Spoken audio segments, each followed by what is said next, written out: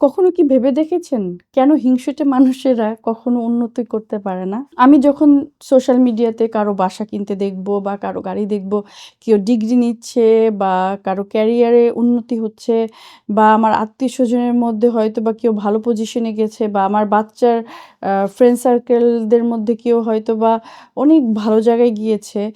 সেগুলো আমি হজম করতে পারছি না। আমার খুব হিংসা লাগছে।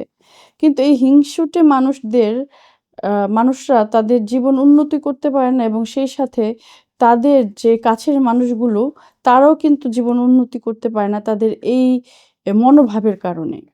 ধরুন আমি যখন কাউকে দেখব যে কারো বাসা হয়েছে, কারো গাড়ি হয়েছে, আমার ফার্স্ট ইমপ্রেশন কি হবে?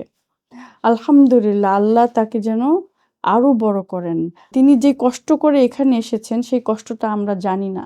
তো তার জন্য আমরা দোয়া করব, তাকে তার যে আরো চাওয়া পাওয়া আছে সেগুলো যেন আল্লাহ তাকে পূরণ করে দেয়। আমরা সেটা না করে কিভাবে পারলো, কিভাবে হলো এইটা সেইটা মাথার ভিতরে সারাক্ষণ খচখচ করতে থাকে।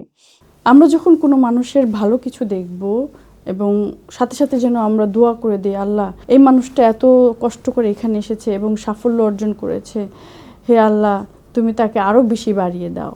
তখন কিন্তু ফেরেশতারা খুশি হয়ে আমিন বলবে এবং সাথে সাথে বলবে তোমারও তাই হোক। তো আমরা কি করি? আমরা যখন মানুষের ভালো কিছু দেখি এবং হিংসা করতে থাকি, তখন কিন্তু তোমার হোক এটা যদি আসে তাহলে বুঝতেছেন বিষয়টা কেমন হবে। তো আপনি যা বদদোয়া করবেন আল্টিমেটলি নিজের কাছে এসে পড়বে। তো এটা একটা ইন্টারেস্টিং পার্ট। আর আমার কাছে মনে হয়েছে হিংসুটে মানুষরা এই জিনিসটা হয়তোবা জানেন না। জানলে হয়তোবা এভাবে হিংসা করতো না, মানুষের জন্য দোয়াই করতো। তো আমার খুব রিকোয়েস্ট থাকবে সবার জন্য, এখন থেকে আমরা স্পেশালি যেহেতু সোশ্যাল মিডিয়া নিয়ে প্রচুর কথা হয়, ইভিল আইজ এইটা সেটা মানুষের জীবন নষ্ট করে দিচ্ছে এইটা সেটা। তো আমরা যেন সবাই সবার জন্য দোয়া করি। আমরা যদি আমাদের জীবনকে আরও উন্নত দেখতে চাই, ভালো দেখতে চাই এবং সুখে শান্তিতে থাকতে চাই, তো সবাই আমরা এখন থেকে একটা প্র্যাকটিস করতে পারি। আমরা সোশ্যাল মিডিয়াতে আমাদের ব্যক্তিগত জীবনে যার যত ভালো দেখব সাথে সাথে তার জন্য আরও বেশি দোয়া করব এবং সেই সাথে আমাদের জন্য দোয়া করব যাতে কোনো ইভিল সাইজ না থাকে, কেউ যেন কাউকে হিংসা না করে, সবাই যেন আমরা সুখে শান্তিতে সুন্দরভাবে থাকতে পারি। Thank you.